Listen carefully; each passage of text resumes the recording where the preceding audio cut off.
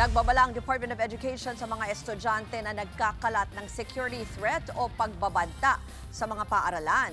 Ang mga mahuhuling sangkot pwede pong ma-expel o mapatalsik sa kanilang eskwelahan. At live mula sa Quezon City, may Express report si JC Cosico. JC, saan ba nanggaling ang abiso na yan ng DepEd?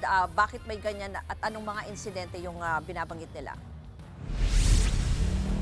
Ruth, naaalarma mga ang DepEd dito sa sunod-sunod na insidente ng karahasan sa mga paaralan. Giit ni Education Secretary Sonny Angara, dapat seryosohin ang mga security threats sa mga paaralan para sa kaligtasan ng mga estudyante. Serious violation daw ang pagpapakalat ng mga banta. Kaya pwedeng maharap sa parusa gaya ng expulsion, suspension at dismissal ang mga estudyanteng sangkot dito.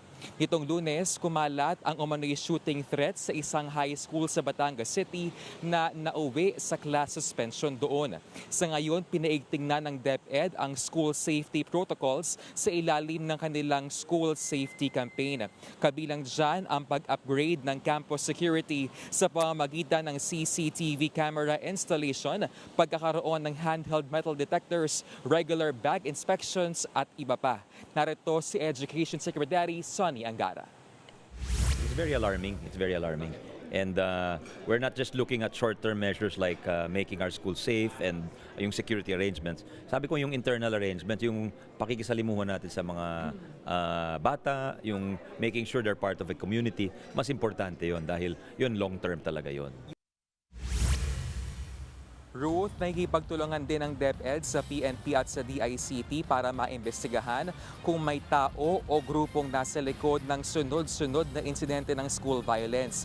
Kahapon, lumabas sa pagdinig ng Senado na may indikasyon na impluwensya umano ng international group na 764 ang nangyaring pamamaril sa Tacloban noong June 22 kung saan 3 ang namatay. Nanawagan din si Angara sa mga magulang na bantayan ng online screen time ng kanilang mga anak. Narito muli si Sec Angara. Kasi kami, 8 oras sila nasa eskwelahan, pero hindi na namin mabantayan yung oras na nasa bahay sila at na online sila. Doon nila na nakakasalamuha yung mga ganong elemento na hindi nila aware, nire-recruit na pa sila. Kala nila bata yung kausap nila sa roadblocks. Pala, terrorist groomer na pala. Ruth, sabi ng DepEd, they will expedite o pabibilisin itong hiring nga ng mga guidance counselors matapos maaprobahan ng Civil Service Commission itong quality standards para nga sa kanila. This will ensure daw na meron makakausap yung mga estudyante at merong positive environment sa mga paaralan. Balik sa inyo. Yan pong Express report ni JC Cosico. Mga kapatid, Ruth Cabalco, para sa mabilis na pasada ng mga balitang dapat niyong malaman, mag-follow at mag-subscribe sa social media pages ng News 5.